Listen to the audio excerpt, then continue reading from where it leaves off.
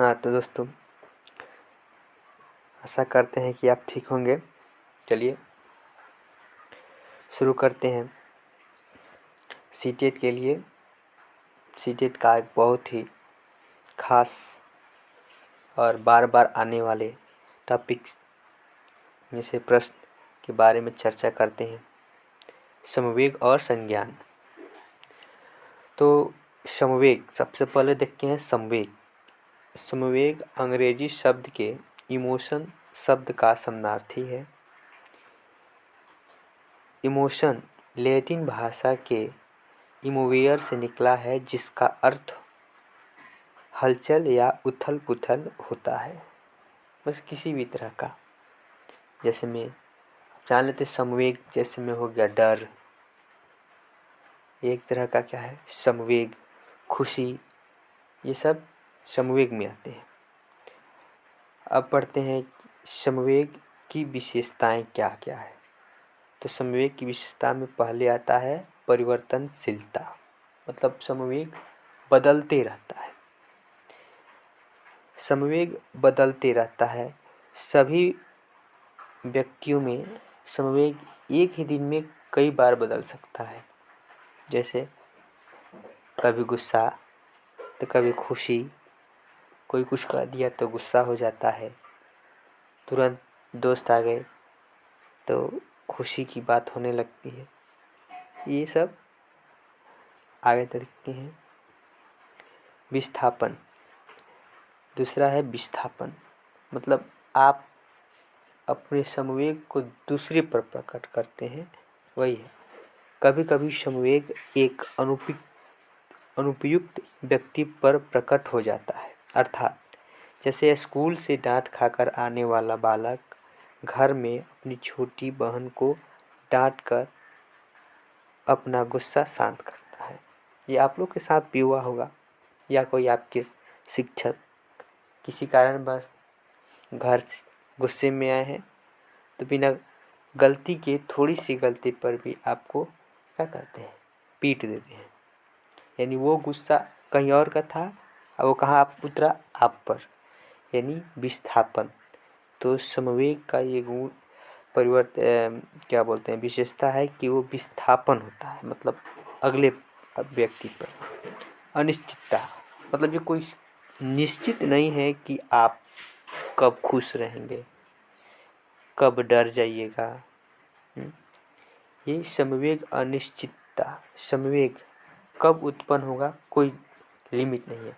अभी तुरंत जा रहे हैं, खुशी खुशी जा रहे हैं, ऐसे गाड़ी अचानक क्रश किया कि लगा कि आप दुर्भाग्यवश दुर्घटना हो सके, तो वहाँ आप सहम जाइएगा, मतलब आपके में डर नामक समवेग उत्पन्न होगा।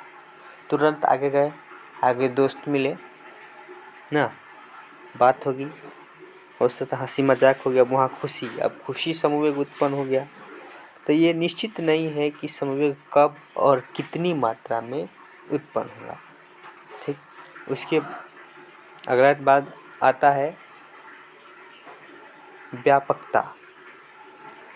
किसी व्यक्ति का समवेग किसी एक अंग से होकर अंततः पूरे शरीर में फैल जाता है। जैसे गुस्सा होने पर आँख लाल हो जाता है और मुट्ठियाँ, माफ़ कीजिएगा यहाँ मुखिया लिखा गया है, बंध जाती है। व्यापकता मतलब बहुत व्यापक होता है, बड़ा रूप। मान लीजिए गुस्सा, जब कोई बहुत गुस्सा हो जाता है तो देखिए कि हाथ पैर लाल हो जाता है, हाथ मुट्ठी बांध लेता है। अगला है शारीरिक परिवर्तन। तो ये तो आप देखते हैं कि कोई व्यक्ति अगर ज़्यादा गुस्सा हो या खुशी हो तो चेहरे का रंग दूसरे दिखता है, उदास हो, दुखी हो, रो रहा हो, तो उसमें हर कंडीशन में शरीर का आकार बदलते रहता है। विवेक शक्ति का लोग, ये तो बहुत समझने वाली बात है। समवेग हावी होने पर सही गलती का, सही गलत, संभव असंभव का पता नहीं चलता।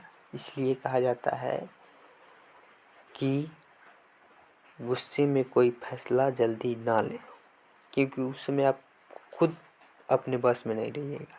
जैसे प्रेम नामक समवेग उत्पन्न होने पर वादा करना कि मैं तुम्हारे लिए आसमान से तारे तोड़ कर लाऊंगा। अब बताइए, क्या ये संभव है? तोड़ के ला सकते हैं आप? तो इसमें क्या संभव है क्या असंभव है उसमें नहीं है। जब आप पर समवेग हावी होता है तो गलत सही का कुछ समझ नहीं आता है। तो जब आप बहुत खुश हो, बहुत दुखी हो, तो उसमें कुछ ऐसा निर्णय सोच समझ कर लेना चाहिए, मतलब कुछ खास निर्णय ना लें, बचे उस समय। समवेग नकारात्मक या सकारात्मक हो सकता है। जैसे हर्ष उल्लास खुशी सकारात्मक समवेग है, दुख पीड़ा दर्द ये नकारात्मक कहलाते हैं। मूल प्रवृत्तियों का जन्म। अधिकतर मनोवैज्ञानिक यह मानते हैं कि मूल प्रवृत्तियों का जन्म समवेग का जन्म अधिकतर वैज्ञानिक यह मानते हैं कि समवेग का जन्म मूल प्रवृत्तियों से हुआ है। चलिए आगे पढ़ेंगे हम लोग सेकेंड क्लास में बच्चे कैसे सीखते हैं। फिलहाल के लिए इतना ही। वीडियो अच्छा लगे तो शेयर कीजिए, सब्सक्राइब